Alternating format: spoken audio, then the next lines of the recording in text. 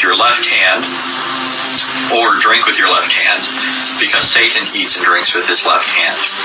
Muhammad commanded people to drink camel urine. In Sahih Muslim we read, Anas B. Malik reported that some people of the tribe of Ukul, or Urena, came to Allah's messenger and they found the climate of Medina uncongenial. Allah's messenger commanded them to milk she-camels and commanded them to drink their urine and their milk, unquote. We see a similar command in Sahih Bukhari to drink camel urine as medicine. However, according to the Australian Department of Health, quote, the World Health Organization advises that people should avoid drinking raw camel milk or camel urine, unquote.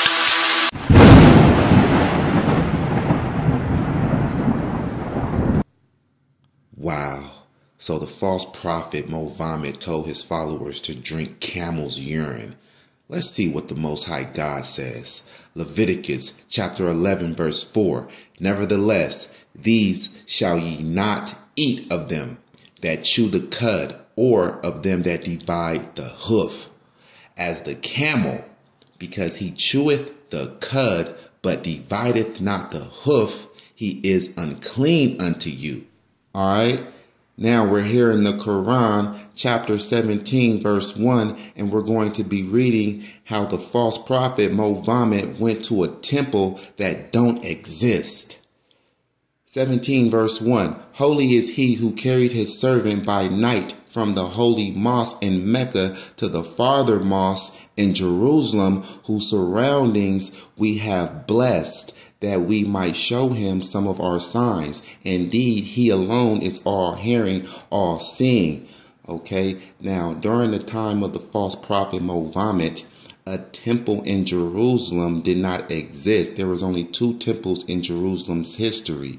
The Babylonians destroyed one and the Romans destroyed the other in 70 CE. So during the time of the false prophet Mohammed, there was no temple in Jerusalem. Okay, so this is fake. And you can't say it's talking about the mosque that was built in Jerusalem, because the mosque that was built in Jerusalem was built after the false prophet Mohammed's death. It says right here, regardless, the rough estimate of when the mosque was built is between 685 CE to 715 CE, the period of Caliphate's reign. Around 714 CE, Jerusalem experienced earthquakes that destroyed the eastern portion of the mosque, but it was rebuilt. So Yahweh himself destroyed this mosque by sending an earthquake to the Holy Land, but these heathens, these Muslims, ignored the sign and rebuilt it again. And the Most High is going to destroy that place again. But what we wanted to see is that this mosque was built after the death of the false prophet Mohammed.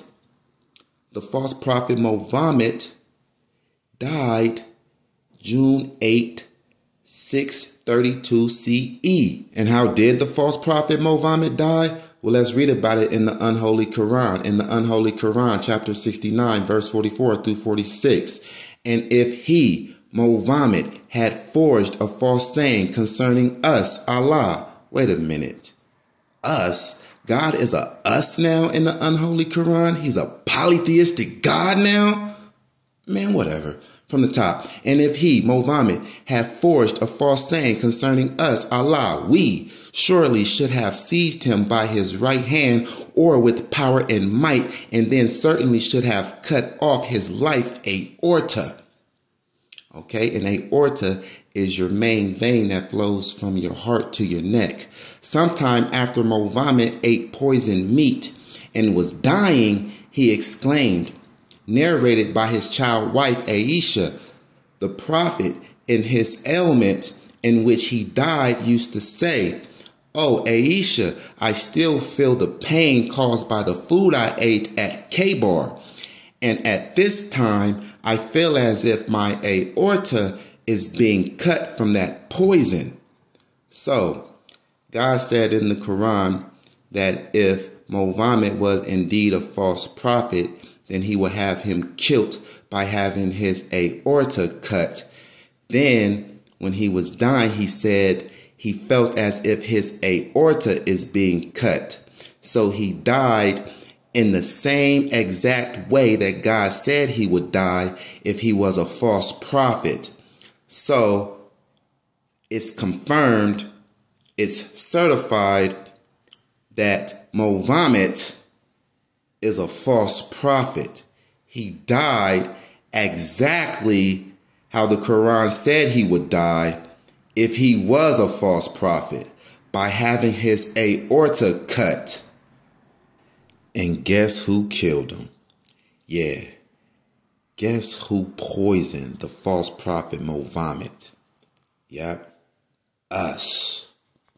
Yeah, that's right. The false prophet Mohammed was killed by a Judite, and on top of that, it was a woman.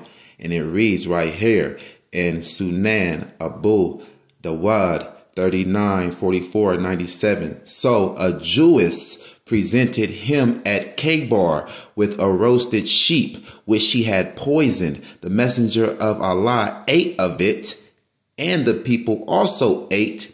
He then said, "Take away your hand from the food, for it has informed me that it is poisoned." Asari died, so he, the false prophet, sent for the Jewess and said to her, "What motivated you to do the work you have done?" She said, "If you were a prophet, it would not harm you. But if you were a king, I should rid the people of you." The messenger of Allah then ordered regarding her, and she was killed.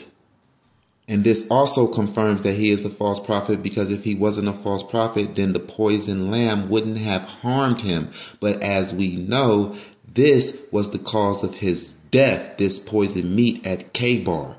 So all through the unholy Quran, we see that the false prophet Mohammed is desperately trying to convince everyone that the Most High cast away his people and that his chosen people are not the Israelites anymore. Then the Most High killed this false prophet by the hands of the Israelite. And on top of that, which makes it more embarrassing, it was an Israelite woman that killed him. Understand that? Yeah, the Most High had his chosen people kill this false prophet of the Arabs. Understand that? And here we see that Muhammad confessed that he was a false prophet. "I have fabricated things against God and have imputed to him words which he has not spoken." Confirmed. He's a false prophet. He even admits it himself. So why are y'all following this false prophet again? Oh yeah, because of this white boy criminal, Wallace Fraud Muhammad. This white boy started the black religious group, the Nation of Islam. You see right here? Can you see right here? This is a white man. Yeah, he started the Nation of Islam.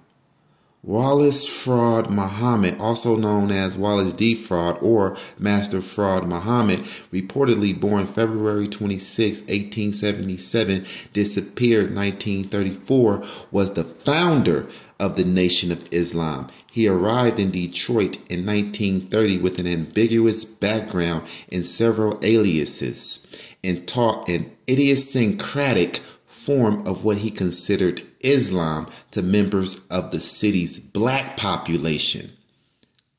Idiosyncratic means queer, bizarre, awkward, weird, strange.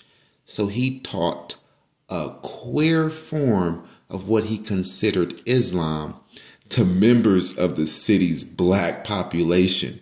Yo, this is embarrassing, man. So he taught the Israelites an idiosyncratic form of Islam, a queer form of Islam.